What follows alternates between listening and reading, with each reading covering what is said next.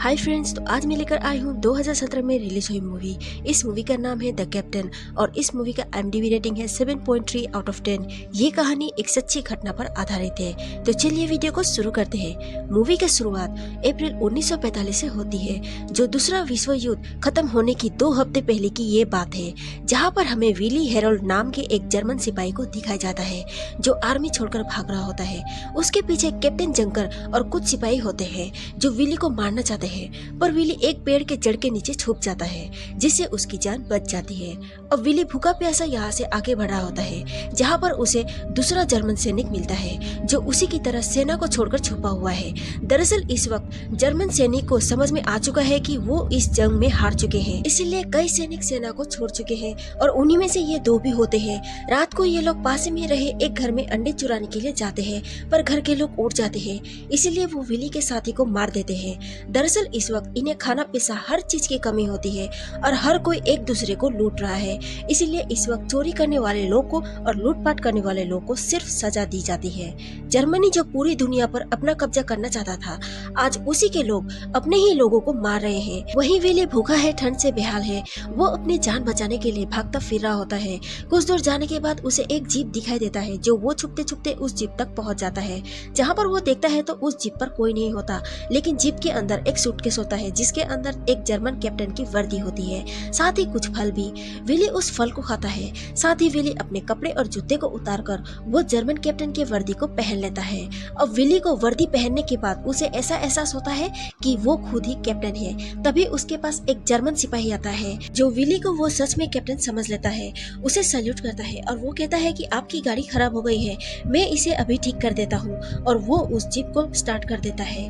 Willie उससे उसका papers मांगता है। दरअसल विली उसके सामने ऐसा बर्ताव कर रहा होता है कि वो सच में एक जर्मन कैप्टन है। फिर विली उसे फल खाने देता है और ये दोनों के दोनों जीप में बैठकर इस जगह से निकल जाते हैं और विली अपने फटे पुराने कपड़े और जूते को चुपके से जीप की खिड़की से बाहर फेंक देता है।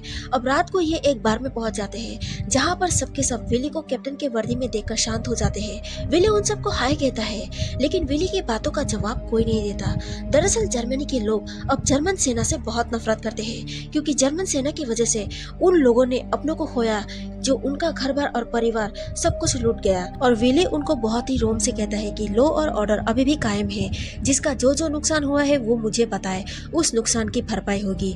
और ये सुनने के बाद लोग अपने नुकसान का विवरण देना शुरू कर देते हैं। और यहाँ जो बार का मालिक होता है वो विली को और उसके साथ ही रहे सिपाही को खाना भी देते हैं, जिस खाने के लिए ये दोनों यहाँ पर आए हुए होते हैं। अब रात को यहाँ पर चोर को पकड़ा जाता है जो खाना चुरा रहा होता है, और विली उसे गोली मार देता है। अब अगली सुबह ये दोनों यहाँ से निकल जाते हैं और एक घर में पहुंच जाते हैं, जहाँ पर 3 जर्मन सैनिक हैं जो अपने ग्रुप से अलग हो चुके हैं। वो घर वालों को परेशान कर रहे होते हैं। विली घर के अंदर घुसकर उन सैनिकों को ऐसा करने से मना करता है, साथ ही यकीन दिलाता है कि वो एक जर्मन कैप्टन है जो किसी खास मिशन पर है और उसे सैनिकों की जरूरत है। ये तीनों को भी विली अपने ग्रुप में शामिल कर लेता है। फिर ये पांचों के पांचों कुछ सामान लेकर वहाँ से निकल जाते हैं। थोड़ी दूर जाने के बाद ये लोग गाड़ी को रुकाकर एक जगह पर आराम करते हैं। तभी विली को और 2 जर्मन सैनिक मिल जाते हैं, जिनके पास एक बहुत बड़ी मशीन गन भी होती है। दरअसल इस वक्त जर्मनी की सेना पूरी तरह से बिखर चुकी होती है, इसलिए कुछ सिपाही भाग गए होते हैं, कुछ सिपाही अपने ग्रुप से अलग हो गए होते हैं, और ये दोनों भी विली को कैप्टन समझ लेते हैं और विली इन दोनों को भी अपने ग्रुप में शामिल कर लेता है। फिर ये आगे बढ़ते हैं। अब इनके कुछ ही दूरी जाने के बाद उनके गाड़ी के पेट्रोल के टैंक खाली हो जाती है, इसलिए ये पांचों सैनिकों को गाड़ी को खींचकर ले जाने पड़ती है। तभी उनमें से एक सैनिक बहुत ज्यादा गुस्सा हो जाता है और वो विली को चिल्लाकर कहता है कि आखिर हम कहाँ जा रहे हैं। विली कहता है कि हमारे पोस्टिंग की जगह सीधा आगे है। तभी विली गुस्से में अपना बंदूक विली पर तान देता है। तभी पीछे से इनके पास इस एरिया के मिलिट्री की गाड़ी आ जाती है, जो इन सबको गन पॉइंट में ले लेते हैं और एक एक करके इन सब के पेपर्स चेक करते हैं। लेकिन विली बहुत ज्यादा घबरा जाता है, क्योंकि उसके पास पेपर्स नहीं होता। जब उससे उसके पेपर्स मांगते हैं तब विली उस सैनिक पर बहुत ज्यादा गुस्सा हो जाता है और कहता है कि मैं ऐसे अपमान को कभी बर्दाश्त नहीं करूंगा, मैं एक कैप्टन हूँ। तभी इस टुकड़ी का जिन्होंने विली को घेर कर रखा हुआ है उसका कैप्टन आता है और वो विली को कहता है कि मैं तुम्हारा पेपर्स चेक करना चाहता हूँ। विली कहता है कि मैं खास मिशन पर हूँ, मुझे हाई अथॉरिटी ने यहाँ पर भेजा है। कैप्टन उससे पूछता है कि कौन सी हाई अथॉरिटी। विली कहता है कि हिटलर ने खुद मुझे यहाँ पर भेजा है, लेकिन कैप्टन उसे कहता है कि मैं तुम्हारे पेपर्स चेक करना चाहता हूँ। विली अपने जेब से पेपर्स निकालता है जिस पर उसका नाम नहीं होता, पर विली पेपर्स देने से पहले कहता है कि मैं एक कैप्टन हूँ, तुम भी एक कैप्टन हो, इसलिए मैं भी तुम्हारा पेपर्स चेक करना चाहता हूँ। विली की बातों को सुनने के बाद कैप्टन को यकीन हो जाता है कि विली सच में एक कैप्टन ही है, इसीलिए कैप्टन विली के पेपर्स को चेक नहीं करता, जिससे विली की जान बच जाती है। फिर कैप्टन विली को कहता है कि यहाँ पर कुछ लुटेरे वर्दी पहनकर आते हैं जो आम लोगों को लूटते हैं, उन्हें मारते हैं। विली कहता है कि अगर ऐसा है तो मैं सबसे पहले उन लोगों को सबक सिखाऊंगा, इस काम में मैं तुम्हारा साथ दूंगा। इसके बाद कैप्टन अपने टीम के साथ, विली भी अपने टीम को लेकर उसके छावनी तक पहुंच जाते हैं, जहां पर इनकी मुलाकात कैप्टन जंकर से होती है। कैप्टन जंकर को बताते हैं कि विली को खुद हिटलर ने यहाँ पर खास मिशन के लिए भेजा गया है। जंकर जब विली को देखता है तो उसे कहता है कि मैंने तुम्हें पहले शायद कहीं देखा है, फिलहाल मुझे याद नहीं आ रहा, पर मेरी यात्रा तेज है, मैं जल्द ही याद कर लूंगा। जंकर भूल चुका होता है कि विली वही सिपाही है जिसे वो कहानी के शुरुआत में सेना से भागने के आरोप में उसे मारना चाहता था। अब ये सब के सब एक प्रिजनर कैंप में चले जाते हैं। प्रिजनर कैंप में वो कैदी रखे जाते हैं जो वॉर के दौरान दूसरे सैनिकों को पकड़ा जाता है और उनको कैद किया जाता है। वहाँ पर ये सब के सब पहुँच जाते हैं, जहाँ पर सभी गार्ड्स का लीडर जिसका नाम काल है वो इनके पास आता है। उसे लगता है कि कैप्टन विली यहाँ पर सेना के सभी कैदियों का कोर्ट मार्शल करने के लिए आया है, लेकिन जंकर काल को कहता है कि हिटलर ने कैप्टन विली को यहाँ पर किसी खास मिशन के लिए भेजा गया है। काल विली को कहता है कि ये कैदी अक्सर यहाँ से भाग जाते हैं और बाहर जाकर लूटपाट मचाते हैं, फिर उन्हें पकड़कर वापस लाना बहुत मुश्किल काम है। और जंकर भी विली को कहता है कि सारे प्रिजनर कैंप के कैदियों को यहीं पर लाया गया है, इन वॉर के हालात में इन्हें संभालना बहुत मुश्किल हो रहा है, साथ ही यहाँ पर सामान और खाने की भी कमी हो रही है। पर इन सब पे पहले मुकदमा चलेगा, इसके बाद ही इनका कोर्ट मार्शल होगा, तब तक इन सब को संभालना ही होगा। साथ ही जंकर ये भी कहता है कि हमें कोर्ट का इंतजार करने के बजाय इन्हें तुरंत मार देना चाहिए, क्योंकि ये कैदी भाग रहे हैं। यहाँ से बाहर जाने के बाद ये लोगों को लूटते हैं, उन पर अत्याचार करते हैं और रेप करते हैं। इन कैदियों ने आम जनता को बहुत परेशान कर रखा है, हो सकता है कि ये यहाँ से भागकर दुश्मन सेना के साथ मिल जाए। विली कहता है कि शायद मैं इसमें तुम्हारे मदद कर सकता हूँ और सबसे पहले मुझे उन कैदियों से मिलना होगा। फिर जंकर कार और विली को ये जिम्मेदारी छोड़कर वो कैंप से चला जाता है। इसके बाद कार विली को और उसके साथियों को उस जगह ले जाता है जहाँ पर कैदियों को बंद करके रखा गया है जो जेल से भाग गए थे।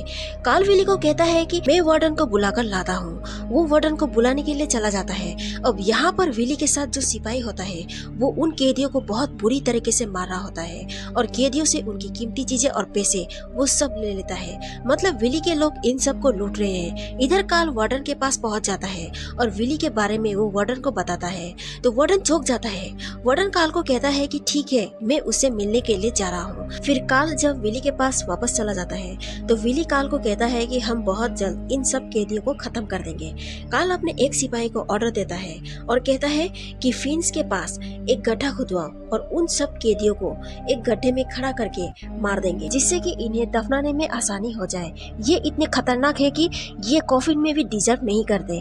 अब वार्डन सिपाहियों को फिन्स के पास गड्ढा खोदते हुए दिखाई देता है, तभी वो समझ जाता है कि कैदियों को मारने की तैयारी हो रही है, इसीलिए वो विली के पास चला जाता है। वो विली को कहता है कि मुझे जस्टिस डिपार्टमेंट की ओर से कोई भी ऑर्डर्स नहीं मिले कि हमें कैदियों को मारना है, ना ही मुझे तुम्हारे बारे में कोई भी इंफॉर्मेशन मिली है और मैं तुम्हारे पेपर्स चेक करना चाहता हूँ। विली कहता है कि मुझे खुद हिटलर ने यहाँ पर भेजा है और मेरे पास पूरे अधिकार है कि मैं जो चाहूँ वो कर सकता हूँ। फिर वार्डन कहता है कि तुम्हें ये सब तुरंत रोकना होगा। मैं अभी सीनियर को फोन करके ये पता लगाऊंगा कि आखिर तुम्हें यहाँ पर किसने भेजा है। फिर वार्डन अपने सीनियर को फोन करता है और वो बताता है कि विली यहाँ पर कैदियों को मार रहा है। उसने पहले 5 कैदियों को मार दिया है। और विली भी सीनियर से बात करता है और कहता है कि जिन 5 कैदियों को मैंने मारा है वो सब के सब अपराधी थे। हिटलर ने मुझे खास अधिकार दिए हैं और मैंने उन्हीं अधिकारों का इस्तेमाल किया है। इसके बाद वार्डन को बताया जाता है कि कल तक तुम्हें रुकना होगा, कल मैं खुद वहाँ पर आकर कैप्टन विली का इंक्वायरी करूंगा। वार्डन विली को कहता है कि कल तक तुम कुछ भी नहीं कर सकते। विली उस जगह से चला जाता है। इसके बाद कार्ल, जिसको विली पर पूरा विश्वास है, वो विली के हर एक फैसले से बहुत खुश है। वो जस्टिस डिपार्टमेंट के एक सीनियर को फोन करता है और विली के साथ मिलकर सीनियर को विश्वास दिलाने में कामयाब हो जाता है कि विली को यहाँ पर हिटलर ने भेजा है और उसके पास खास पावर है। अब जस्टिस डिपार्टमेंट के वही सीनियर वार्डन को फोन करता है। वो वार्डन को कहता है कि विली जो भी कर रहा है उसे करने दो, उसे हिटलर ने यहाँ पर भेजा है। इसके बाद विली और कमांडर उन 30 कैदियों को एक गड्ढे में भेज देते हैं और उन 30 के 30 कैदियों को गोली मार दिए जाते हैं। शाम को एक बार फिर उन 30 कैदियों को बाहर लाया जाता है और 30 कैदियों को दोबारा से गड्ढे में डाला जाता है। फिर और 30 कैदियों को मार दिया जाता है। अब यहाँ पर गड्ढा भरने के लिए दूसरे कैदियों को कहा जाता है, पर वो साफ साफ मना कर देते हैं क्योंकि उन्हें पता है कि ये सब कुछ गलत हो रहा है। वही वार्डन को दिखाया जाता है जो इन सब चीजों से बहुत बेचैन हो रहा है। उसे विली पर शक होता है क्योंकि उसने विली के पैंट देखा हुआ होता है जो उसके साइज की नहीं होती। वार्डन को पूरा विश्वास है कि विली यहाँ पर जो कुछ भी कर रहा है वो गैर कानूनी तरीके से कर रहा है। फिर वो अपने सीनियर को फोन करता है। उसका सीनियर कहता है जो कुछ भी तुम्हें लगता है वो सब कुछ मुझे रिटर्न में चाहिए। वार्डन अपने साथी को कहता है कि मुझे शहर जाना होगा, वैसे भी यहाँ पर मेरे हाथ में कोई भी पावर नहीं है। वार्डन यहाँ से शहर चला जाता है। वही विली को दिखाया जाता है जो आज बहुत खुश है, इसीलिए सबको एक पार्टी देता है। पार्टी में सब बहुत इंजॉय करते हैं। इसी बीच पार्टी में 2 लोगों की लड़ाई हो जाती है। पार्टी खत्म होने के बाद जब विली बाहर आता है तो वो देखता है तो अभी भी कुछ कैदी बचे हुए होते हैं जिन्हें मारना बाकी है। विली उन सब का हाथ बांध देता है और उन्हें भागने के लिए कहता है। जब वो भागते हैं तो विली उनके पीछे से गोली चला देता है और उन सबको मार देता है। दरअसल विली ने जिन 90 कैदियों को मारा होता है वो जर्मन सेना के सैनिक थे जिन्होंने सेना छोड़ दी थी और यहाँ से भागकर वो आम लोगों को लूटते थे, उन्हें परेशान करते थे, साथ ही मासूम लड़कियों के इज्जत के साथ भी खेलते थे। अगले दिन सुबह यहाँ पर अलाइड के सेना इन पर हवाई हमला कर देते हैं जिससे पूरा कैंप नष्ट हो जाता है और सारे लोग मारे भी जाते हैं, लेकिन विली और उसके कुछ साथी बच जाते हैं। बचे हुए साथियों को विली बड़ी बड़ी पोस्ट देता है और ये सब के सब शहर चले जाते हैं और वहाँ पहुँचते ही विली और उसके साथी आम लोगों को लूटना शुरू कर देते हैं। वहीं पर एक होटल होता है जहाँ पर ये लोग स्टे करते हैं। वहीं पर विली के साथी उसके साथ बदतमीजी करता है और विली उसे मौत की सजा सुनाता है, यानी कि विली ने अब खुद की एक अदालत भी बना ली है। अब अगली रात को होटल में आर्मी पुलिस छापा मारती है और विली और उसके सभी साथियों को पकड़ लेते हैं। इसके बाद विली के ऊपर मुकदमा चलाया जाता है, लेकिन जज विली को कोई सजा नहीं सुनाता क्योंकि उनका मानना था कि इस वॉर के हालात में विली ने जो भी किया जर्मनी के लिए जो सही था वही किया, लेकिन अब उसे फ्रंट में दोबारा से लड़ने के लिए जाना होगा, यानी कि बर्लिन में जहाँ पर हिटलर है और लगातार अलाइड की सेना उस तरफ बढ़ रही है। जैसे ही विली को बर्लिन भेजा जाता विली यहाँ से भाग जाता है और मूवी के लास्ट सीन में हम देखते हैं कि विली कंकालों से भरे रास्ते से आगे बढ़ रहा है। इसके बाद हमें बताया जाता है कि 23 मई 1945 को विली को खाना चुराते हुए पकड़ा गया और वॉर खत्म होने के बाद उसके ऊपर मुकदमा चलता है। इस मुकदमे के दौरान विली के सारे गुनाह सामने आ जाती है और 14 नवंबर 1946 को विली और उसके 6 साथियों को फांसी की सजा दे दी गई। विली इस वक्त मात्र 21 साल का था और ये मूवी यहीं पर खत्म होती है। अगर आपको ये वीडियो अच्छी लगी तो लाइक करें, मुझे सपोर्ट करने के लिए चैनल को सब्सक्राइब करें और ये एक्सप्लेनेशन आपको कैसा लगा कमेंट करके मुझे जरूर बताएं। Bye bye.